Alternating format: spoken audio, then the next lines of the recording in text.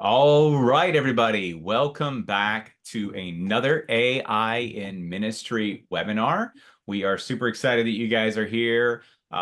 It's been really fun. This is the fifth in the AI in Ministry series. So we're doing these every month, usually on the second Tuesday at 2 o'clock, with some notable exceptions like today.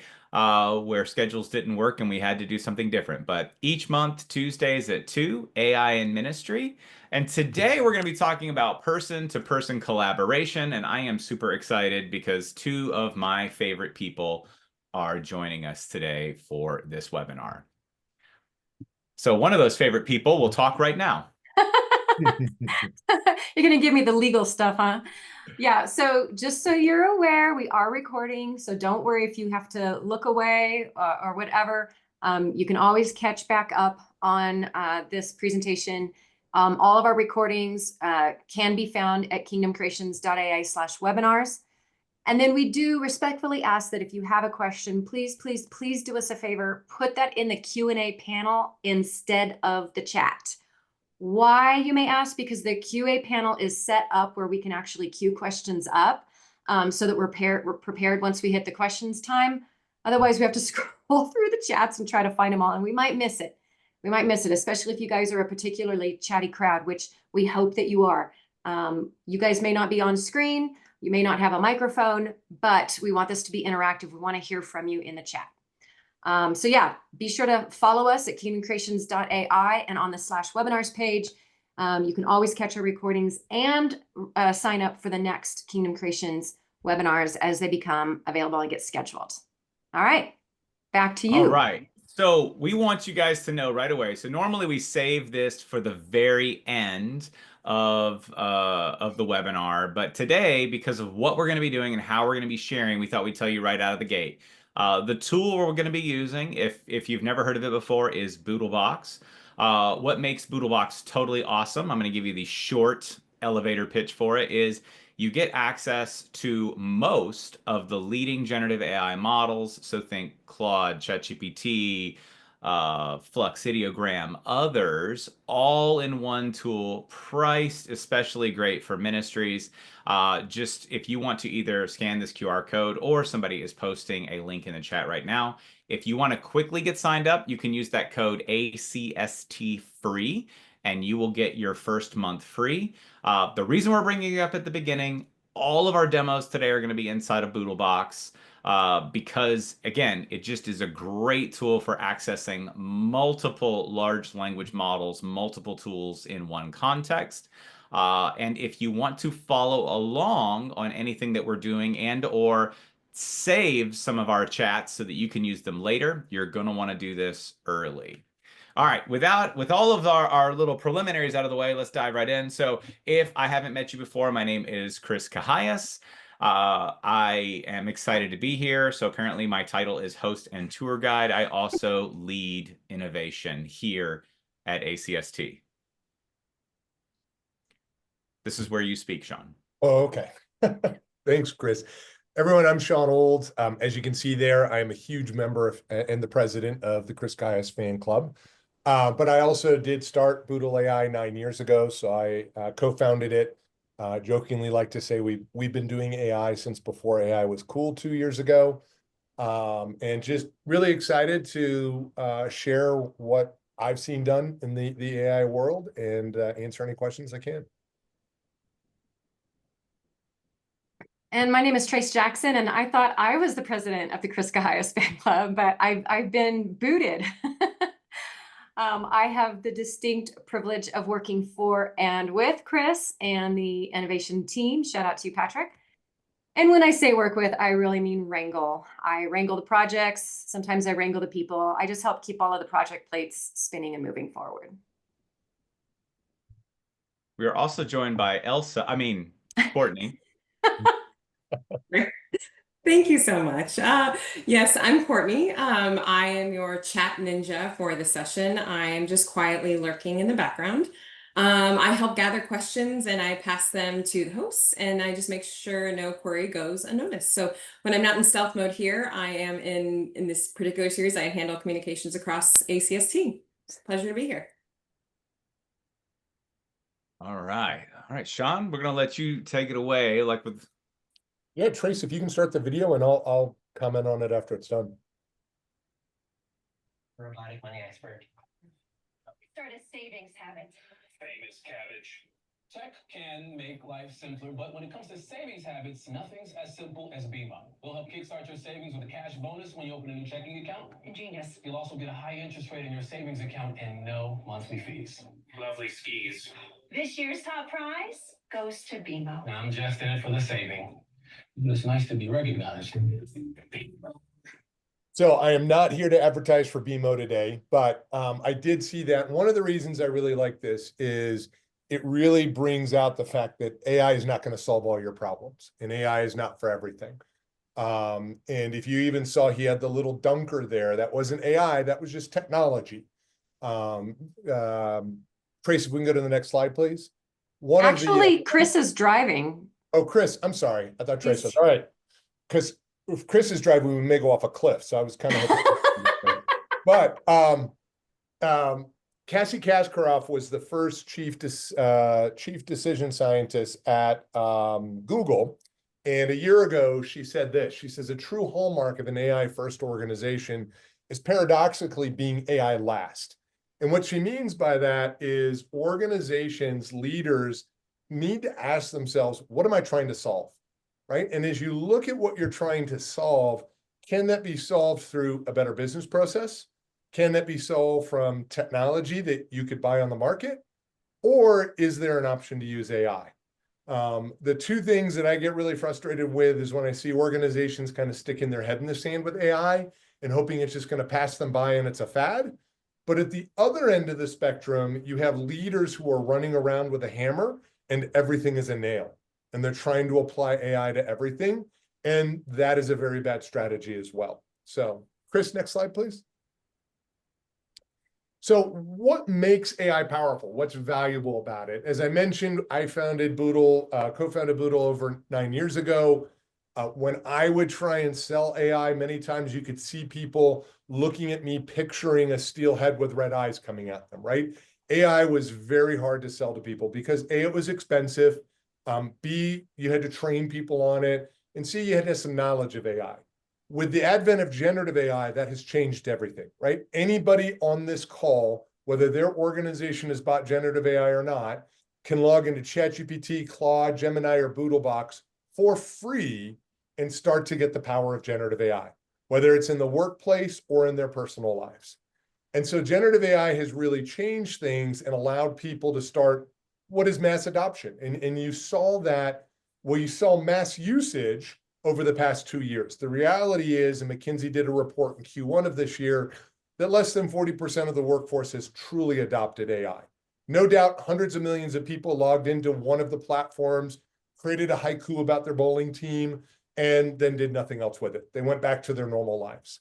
But we're already seeing stats because a large number of organizations have adopted generative AI of what it means. And this is a great stat. Organizations that don't use it, they risk being 67% less productive. You can see that the numbers there, 25% slower at what they produce and a 40% lower quality. Next slide, please, Chris.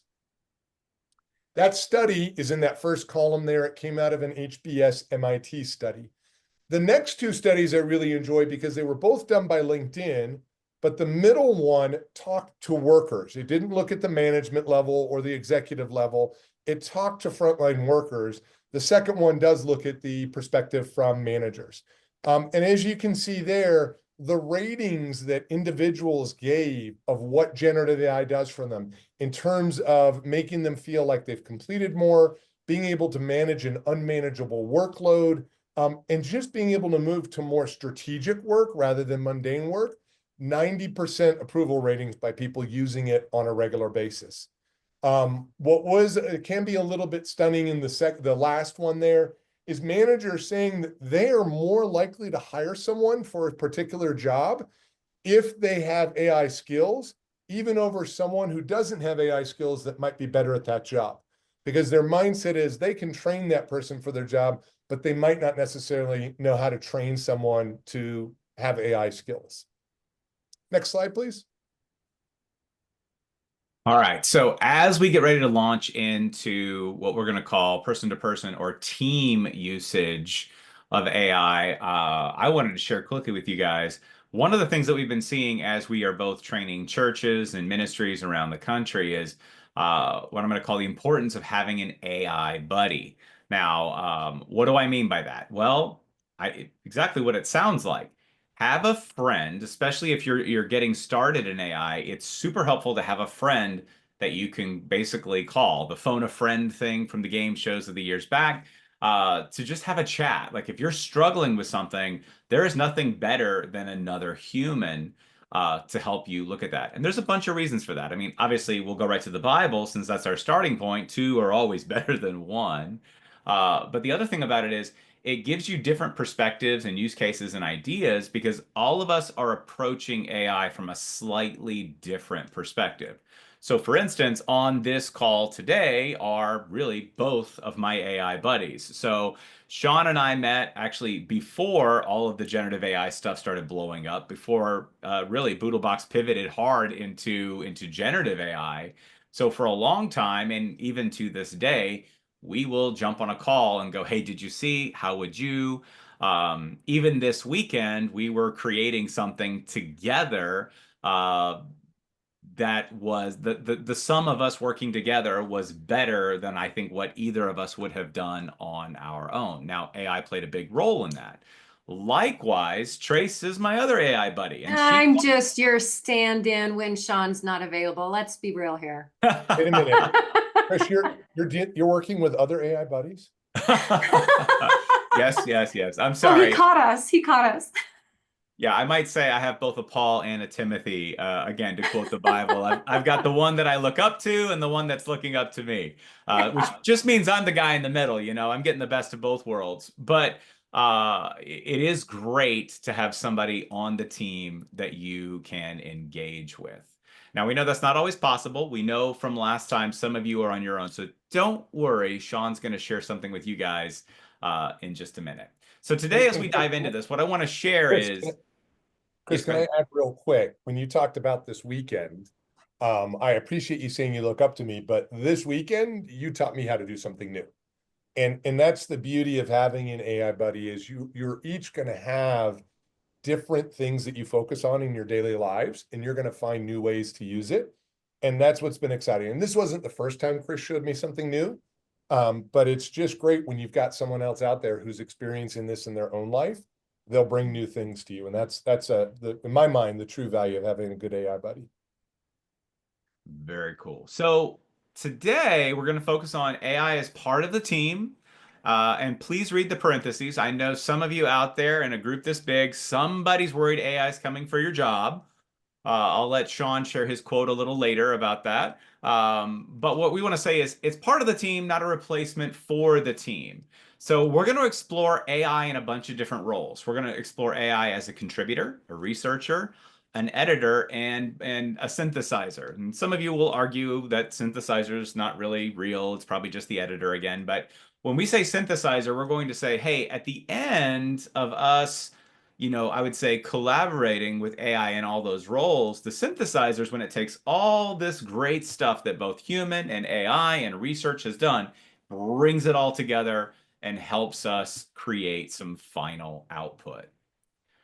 All right, so to get started, we're actually going to start kind of opposite of what we're saying. So, Boodlebox recently introduced a new feature called Coach Mode, and we were going to ask Sean to share what Coach Mode is, because this is going to be a really cool tool both for any of you who are getting started, but also for anybody who maybe doesn't have someone that they work with who could be that AI buddy. And we'll also let Sean maybe quickly show off some of the multimodal model features of Boodlebox. So Sean, I'm gonna let you steal the screen share. Okay. And while you do that, the two quotes around the is AI coming to replace you? One is AI will not replace you. But if you don't use AI, someone who is using AI may replace you at some point. And so you're not really competing against AI, you're competing against peers who may decide to use it ahead of you. That being said, one of the things we have touted for 9 years is that the most powerful AI team is the human machine team, right? There are things that an AI can do that would take a human weeks, if not months to do, and it can do it in minutes sometimes. At the same time, though, the empathy, the understanding the big picture, understanding everything holistically, there's no way AI can get all that information in and help you come to a conclusion. And so your ability to add and initially provide the basic information, but then make it the strongest it can be as the AI helps you, really shows the power of that AI human team. And so now, share my screen. Chris, can you see my screen okay? We're there. Awesome. So when you come into Boodlebox, this is what you're going to see, the ability to go into a chat. We default to a model called Claude. It comes from Anthropic. We do this for a couple of reasons. Claude tends to be more humanistic. ChatGPT has even admitted that their responses tend to be a little bit more robotic and perfunctory. Claude has worked to become more interactive. I find it's the one I default to personally for any creative writing I have to do. It just tends to be a better creative writer. As you can see, we put in the block, ask anything, there's no dumb questions. And we want that. We want you to understand or be able to get in and just dig in and start playing. A lot of people have heard the term prompt engineering is learning how to prompt. And we didn't want people to have to be scared by that. So 2 things you can do. Number 1 is you can come over here and you can just type something you need to do. I need to research vacation spots in Europe. Summer vacation is coming up, and we do that, right? And by the way, I'll tell you, from a prompt engineer's point of view, not a really good prompt, right? But it starts giving me a whole bunch of input that I could go for. Now, you can see here, it gives me alternative approaches. And it immediately tells me, hey, you could have told Claude, create a 10-day itinerary for visiting specific country or region in Europe, including transportation options between cities, must-see attractions, and estimated cost. And I'll do that in a minute. It also tells you if you wanted to jump to ChatGPT, you could do this.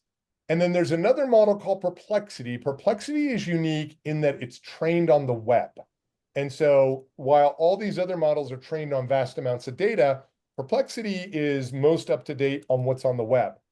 One of the beauties about Boodlebox is the fact that you don't need to have subscriptions to all of these.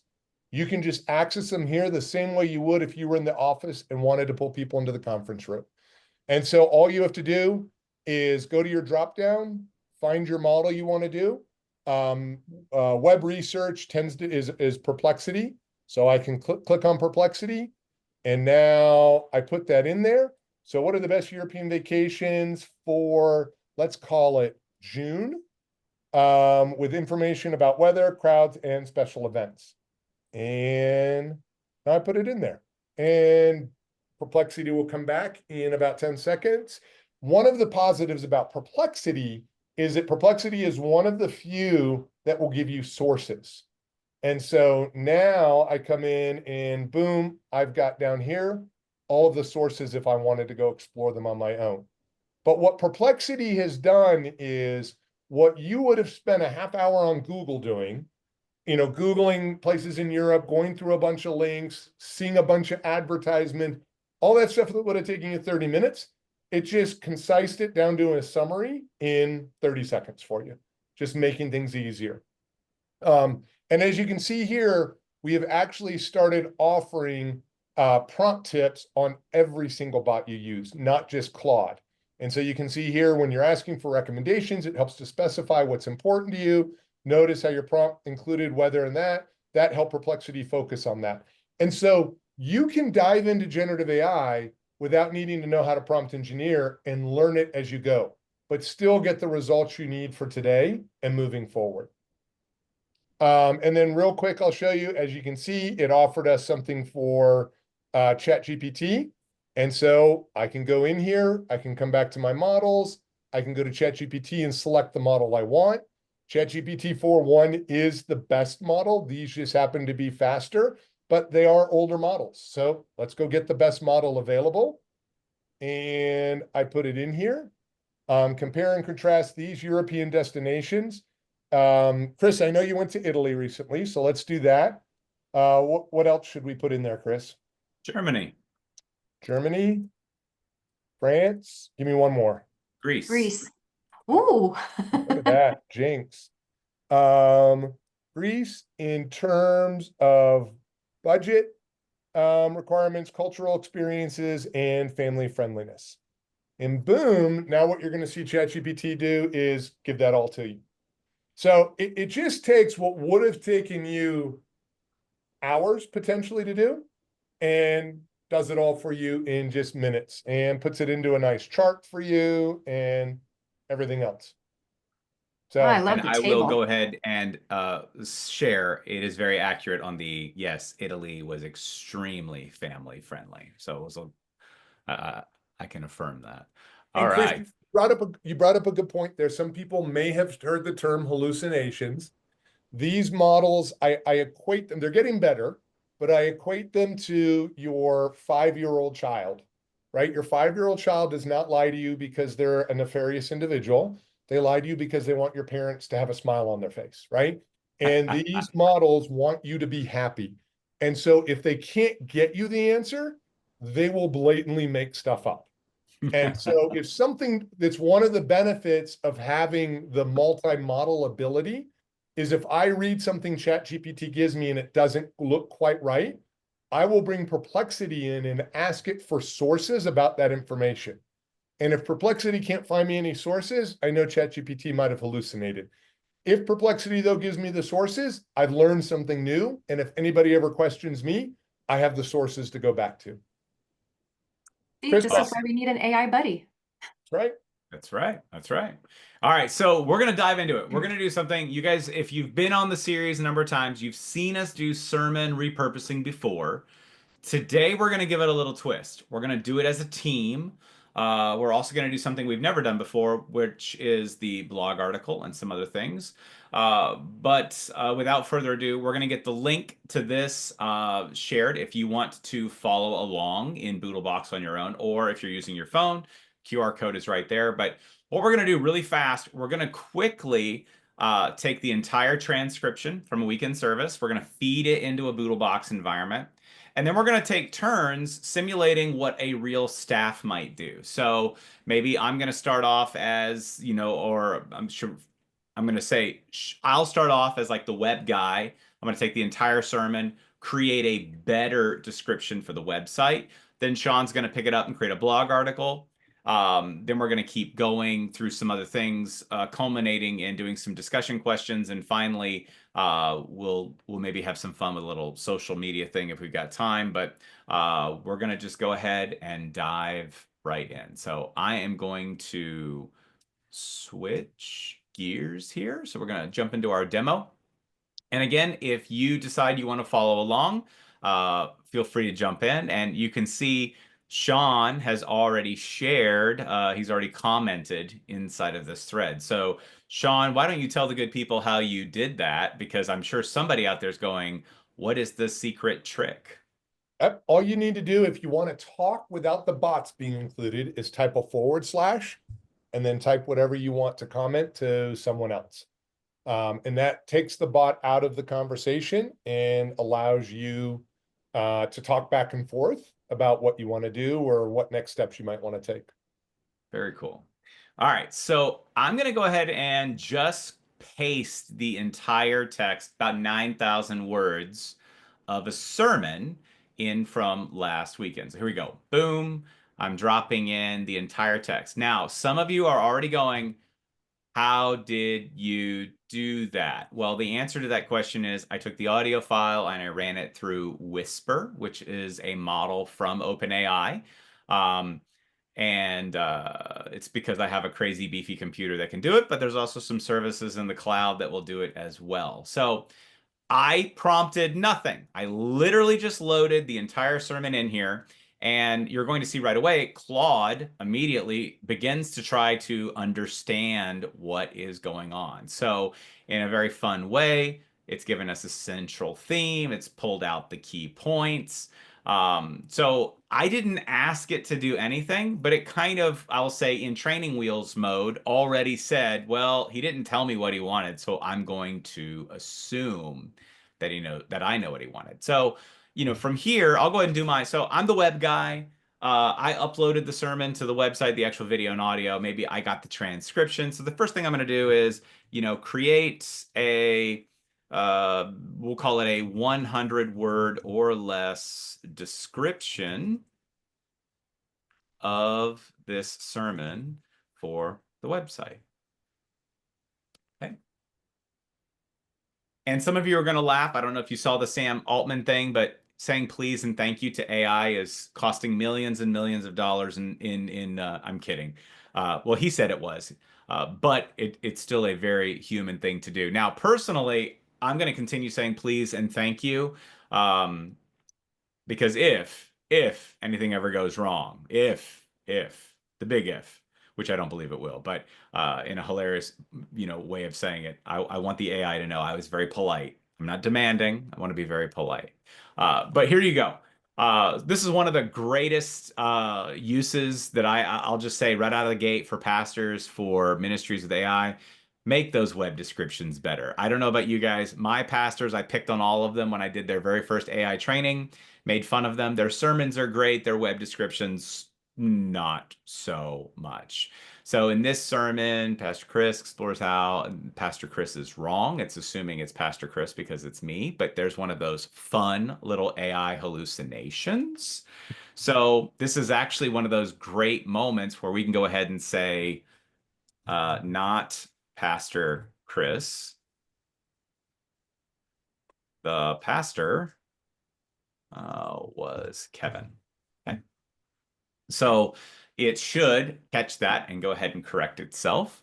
And but there we go. We now have an updated, no longer hallucinated description of this passage from First Corinthians. And a very polite apology.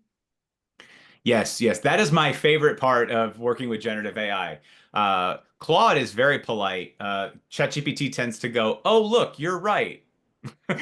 So this is good. All right, Sean, how about a blog article?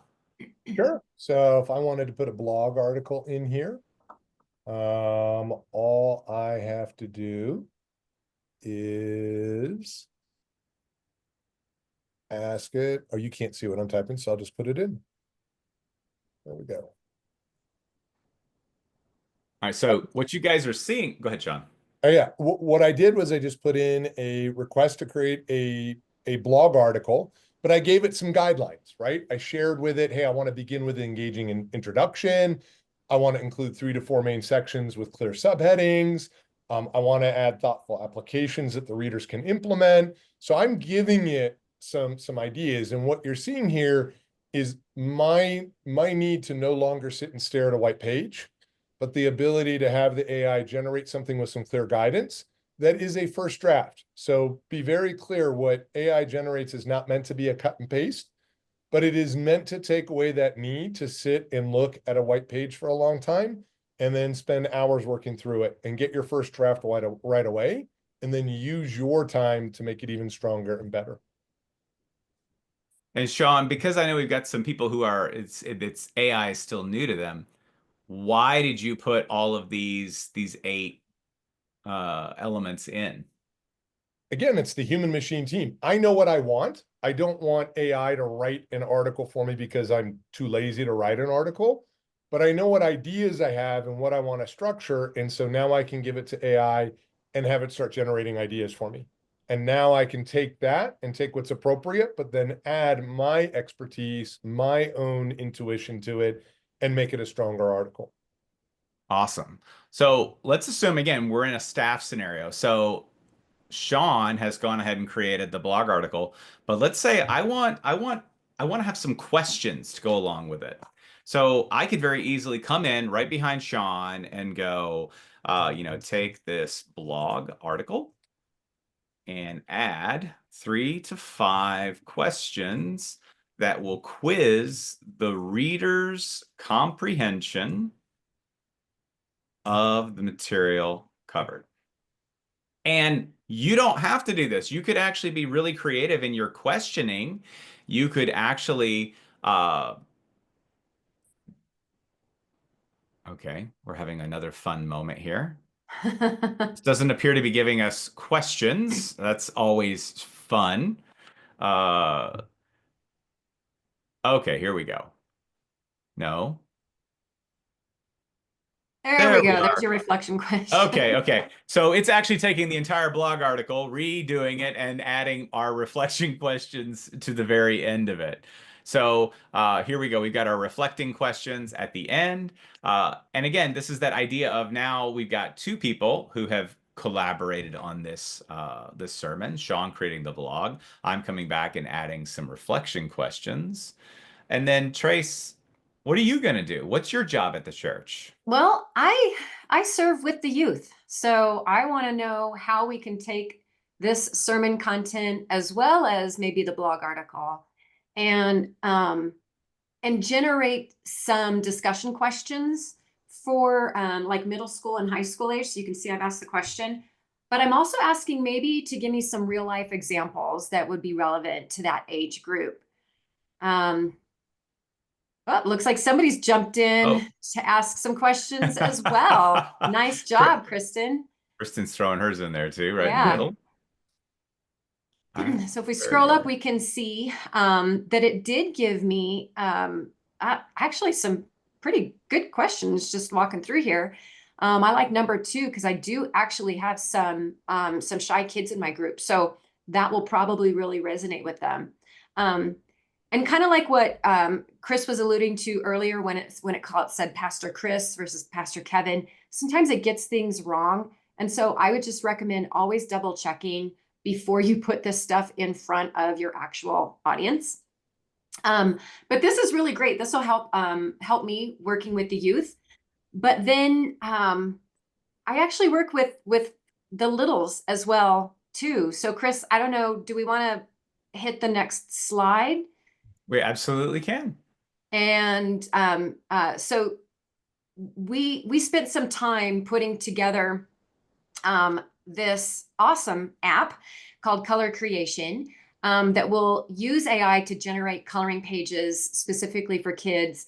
And these images actually came out of a prompt with using this same exact sermon.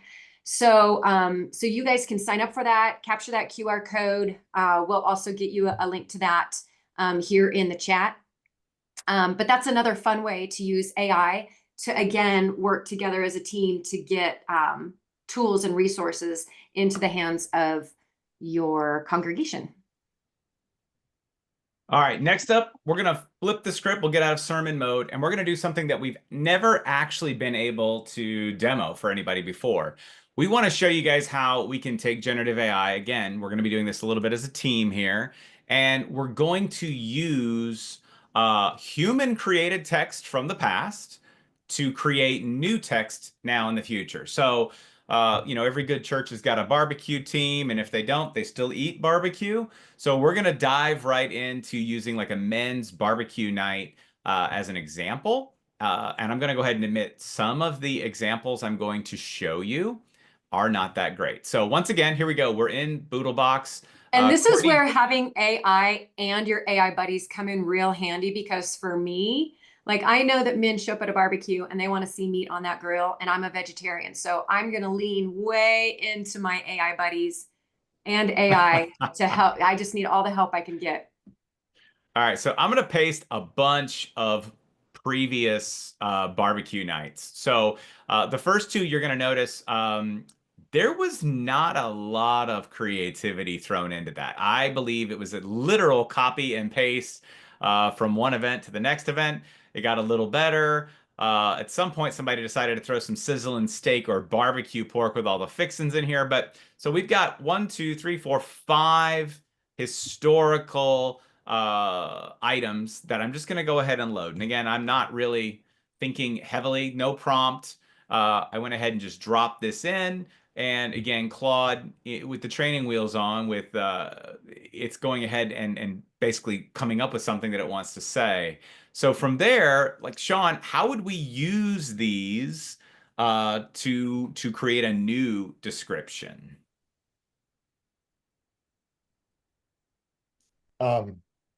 Chris, can you take that real quick? I'm sorry. Oh, yeah, absolutely. So what we can do with this, guys, is we can actually say we've got examples from the past that we've used. So what we can actually do here is we can literally just go ahead and I'm going to switch to GPT because I know that everybody likes Claude, but I'm kind of a GPT fanboy because that's where I started.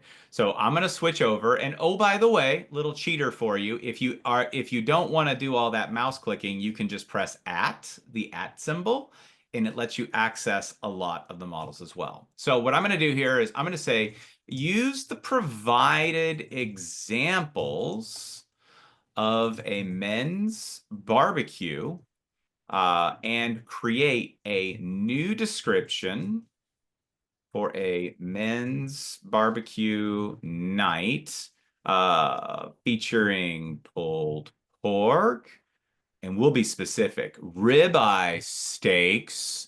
I'm making Trace cringe a little bit. What, no tofu on the grill? Oh, and add some, what are they? Shiitake mushrooms for the vegans. All right. So again, a very weak prompt from a prompt engineering perspective. So, but look what it did. It took a lot of the elements from the original one. Hey guys, fire up your appetite and join us for Unforgettable Men's Barbecue Night on Tuesday, June 18th from 6:30 to 9:30.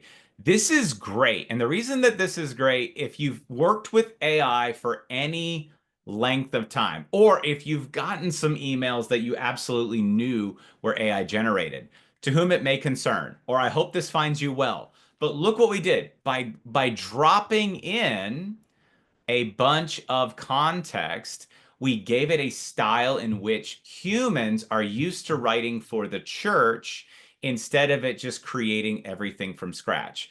And I'm going to say to you guys, that's pretty good. I like the fact that we've got on the menu, bring your buddies, challenge someone to a friendly game of cornhole. This is great. So from a very weak prompt, it's able to take the information we've used in the past and bring it forward.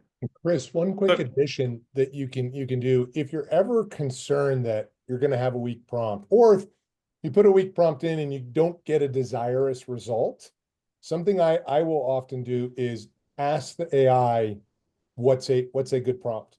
So literally just I'll go into Chat GPT because it is more mechanical and it does kind of think through a little bit more on kind of the robotic prompting side, and just say, here's what I'm trying to accomplish. What would be a strong prompt to put into a generative AI model? And you will be surprised at what comes out. And now you can cut and paste that, put that in, and you no longer have a weak prompt, and you probably won't have a weak response. Yeah, I typically drop whatever it is that I put in, and I'm like, help me write a better prompt or help me write a more concise prompt. So absolutely. So Trace, I want to get this published to the website. How can we jazz this up? What can I do for social media? What about a graphic? Yeah. So, and I use this all the time, by the way. This is such a real life example for me because I do this for my current church. And I too like to use ChatGPT for this. I have found that I prefer the social posts that I see ChatGPT generating over Claude. And this is just personal preference. So play with them, see what you like. You never know. Don't just follow our example. So I'm just going to ask it based on the description. I'm going to ask it to, I usually have it generate a week's worth of posts. Why? Because out of a week's worth, I'm probably going to come up with one that I like, or I will take a combination of a couple and turn it into one that I like. So you can see it's created several. And since we're actually talking about buddies today, I really love post number 3. So I'm going to switch over. You can't really see this, but I'm going to switch over to using Flux, which will generate an image.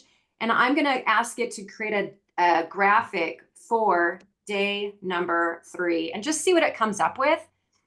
And interestingly enough, again, you just never know how different models are going to respond. I will also ask the same thing of ideogram.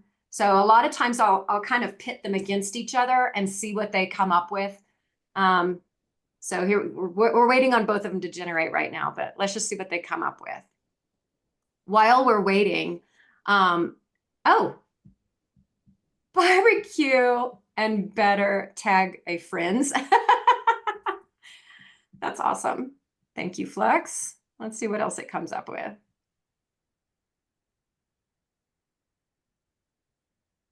Everyone seems to have all their fingers in that first one though. Boy, it tried to give us text this time. That's interesting. So this is that moment where we should do what Sean said. Help me write a prompt to create an image with no text. Yes. Yes, absolutely. And we have learned that some AI models do really struggle with text. So I usually try to just create an image directly. And then if I want text, I might use like Canva or Photoshop or something to apply my own text over it. Nice. Isn't that great? And Two we've got buddies. cornhole in the background. Look at that. That's fantastic.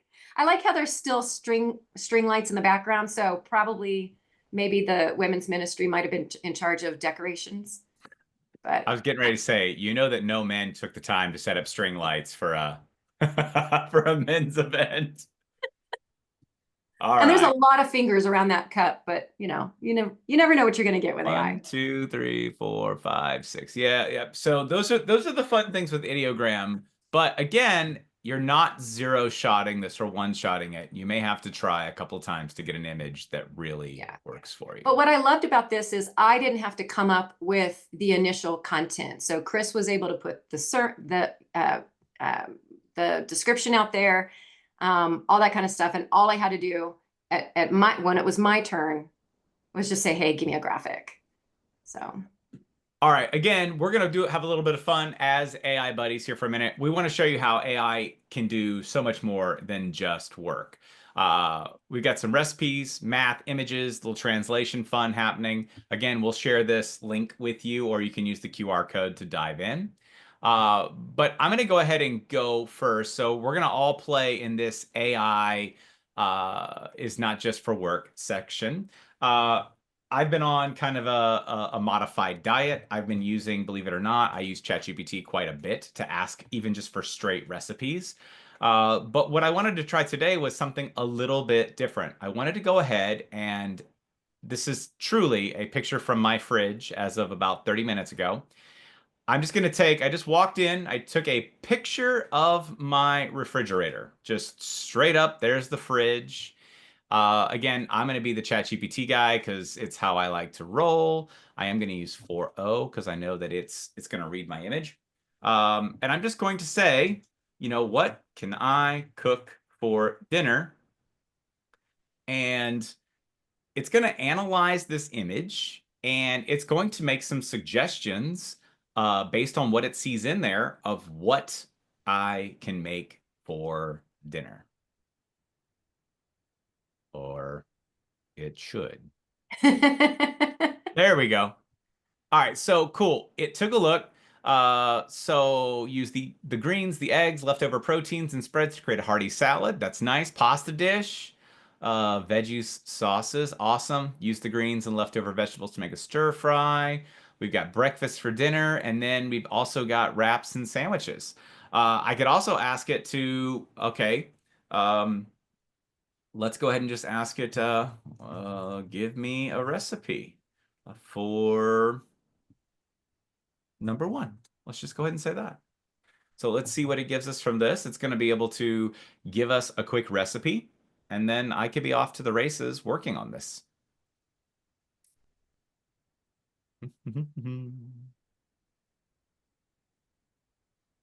It always seems to go so fast until somebody's watching over your shoulder. Oh, live demos. They're always fun. So here we go. Here's a simple recipe for the salad bowl. Mixed greens, eggs, feta. It sees the feta. Leftover proteins. It does. There is hummus in my refrigerator, so it is correctly seeing that. Here we go. So again, a quick and easy recipe that came right out of something as simple as just taking a picture of the fridge. All right. So Sean, we're going to let you do math help, and I'm actually going to stop sharing and let you share the screen. Okay. Thank you very much. Oops, I'm in the wrong chat. Share screen. So as background to this, I moved out to Colorado 3 years ago. And because I work out of the house, had a very strict rule of keeping work and family separate. So when I would walk out of my den, I would leave my phone, my iPad, my computer, and be with family. Last year, my daughter moved to a Catholic school. It's a classical academy, and they teach math using Singapore math. I had no idea what Singapore math was. I did use generative AI to teach me about it so I could try and help her. And one night last year in 4th grade, as she's trying to do fraction problems and I'm trying to explain it, about 30 minutes in, she and I are both in tears, right? And I was trying to figure out how could I more easily do this? And it dawned on me, well, I've built this amazing platform with my team. Maybe there's a way to use it. And so I broke my rule. I brought the iPad out and I loaded her problem in and I gave it a master prompt of saying, do not provide her the answer, but answer any questions she may have so that she might better understand. And please give her direction and make sure that all of your answers are in a manner that a 10-year-old girl in 4th grade would understand. And so, boom, it spits out this answer and my daughter reads it and she looks up through her watery eyes and says, Papa, why didn't you just say that the first time? Right? So AI has an amazing way to do that. And all I'd have to do is come in. I've already uploaded a math problem. Now, this one's a little bit more complex than my daughter's, but I have uploaded a math problem from Knowledge, which I loaded in. And I say, please provide me a path towards solving this problem without giving me the answer. And please do so in a way that she's 11, an 11-year-old girl in 5th grade would understand. Right? Very basic prompt. And boom, you can see it starts breaking it down and doing it. So one of the beauties of generative AI is that it's not just a work tool. It will really help you in work, but the beauty of it is there are a variety of different ways to use it in your personal lives, tutoring your children. Chris, do you want me to go into the other examples? Sure. Okay, so I'll give you one that I use on a pretty regular basis, which is I'm going to bring in, actually, this was one that one of our users sent. So she sent a picture of a billboard. This was the billboard outside of her conference room when she was in China. And you can come in here and say, please provide me a translation of this billboard. And the translation capabilities go so far. Let's see, unable to provide text, however, description. That is, let's try and be more precise. Sometimes you have to give it instructions that are very detailed. I've attached a photo of Liz billboard JPEG. Can you please provide me a translation? We also are shoving a lot at it in one chat thread. Normally, you would start a new thread to ask these questions, but we are trying to. There you go.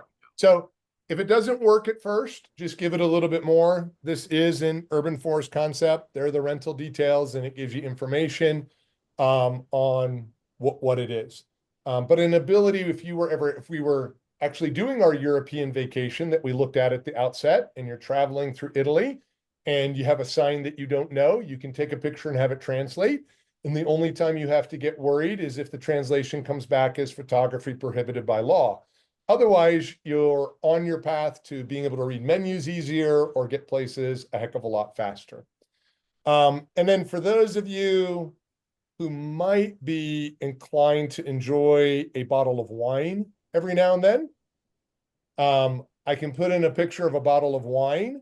And I mentioned before that we have various bots. I haven't mentioned before, we have a series of AI helpers that can do various tasks. And so you can come on, if you know what they are, and just type what they are. And there's a sommelier bot. And so I can ask the sommelier bot, please provide me a summary of the domain serene .jpg I have attached. And now the sommelier bot will provide me background on that bottle of wine. It will tell me what else, what it will pair with, everything else. And if you wanted to go to your refrigerators, Chris did earlier, take a picture of it, it would go so far as to tell you what meals you could create that would pair with that bottle of wine. So the uses become kind of, they're literally endless. You just have to figure out where they work in your daily life, because everybody's daily life and their daily workflow is different. Chris, I'll hand it back to you. Yeah, Trace, actually. We are very, very close to the top of the hour. Do we want? Oh, yeah, let's go ahead and call it there, and Yeah. we will we'll kind of switch into yeah, let's go ahead and Yeah, we'll and wrap. I have a couple of examples, and I'll go ahead and put them in that shared chat after the webinar, so you guys can kind of see what else it can do and what is available. But because we're so close to time, we do want to just, go Yeah. ahead with this slide. Awesome, awesome. So just we'll kind of sum up. Sorry, I lost track of the time. I was getting excited watching Sean's examples. Always fun to be with my AI buddy. But hey, at the end of it, I want to just remind everybody, I know that there's all this weirdness, a little, especially in the church about AI, but just remember, God made man, man made AI. So the divine spark remains with each and every one of us as humans, and you're going to continue to hear us talk nonstop about the fact that we're not trying to replace, nor are we advocating the replacement of anything that is theologically sound with AI. But what we are saying is there's plenty of mundane work that AI is great to offload to, so that you guys, each and every one of you, and your churches and your pastors can get back to doing the thing that is the most important. That's people impacting people. So we want to make sure that we always leave you with that to say, our goal here is to amplify what you do, not replace it. So we will continue to learn more and more and more about AI as we move forward. I know we're running short on time, and Sean's going to have to boogie in a second, but we will hang out for about the next 20 or 30 minutes if people have questions. And then I'm going to give you a quick little teaser. You do not want to miss June. We're going to have a very special guest. They're going to be here, and they're going to be showcasing the new AI capabilities of their Bible software. So again, keep your eye out for the email that's coming. But with that, I want to say quickly, Sean, thank you for joining us. It's always fun Thank to you spend for having time me. with you. And thank you guys for letting us continue to show you how AI can impact ministry. Chris, do you want me to take 2 minutes? There's one question in the Q&A from Yeah, Chris. yeah. She asked, does Boodlebox allow for the creation of personas that translate across the AI platforms? So first of all, in a chat, that whatever you put in there, whatever prompt you give it, it will continue in perpetuity of that chat. So as an example, non-work related, I have a 13-month running chat with my daughter for a bedtime story. We gave it one prompt 13 months ago. My daughter said she wanted a bedtime story about a little girl who travels to a mythical land with fairies, dragons, and unicorns. And I hadn't thought about this. I thought it was going to be a one-off story, but the first episode of it ended, and it was wonderful. Little girl goes to a land of Mythica that she finds through a hole in the back of her closet, and she runs into problems, and she has to problem solve through the chapter, and then she comes home. And the way it ended was, as Jupiter laid her head down, she looked forward to her next journey to the land of Mythica. And so I literally, the next night I put my daughter to bed, just typed, please continue the story.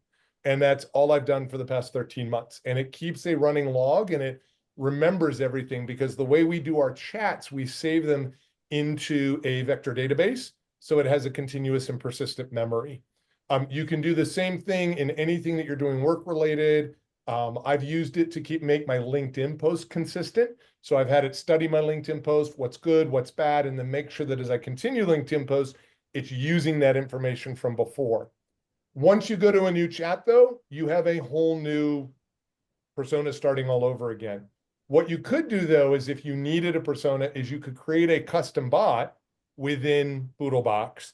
And then that custom bot you could bring into any chat you wanted, and it would have that information. So I could take that 13-month history my daughter and I have, and I could create a Jupiter bot if I wanted to, and then start a new chat, and that Jupiter bot would have access to all 13 months of what we already know and be able to answer questions like that.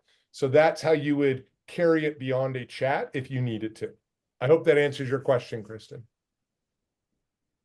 And with that, Awesome. Chris, I apologize. I do have to run, but thank you so much for having me. Really enjoyed it. Yeah, this is Sean, great thank you fun. so much for being here.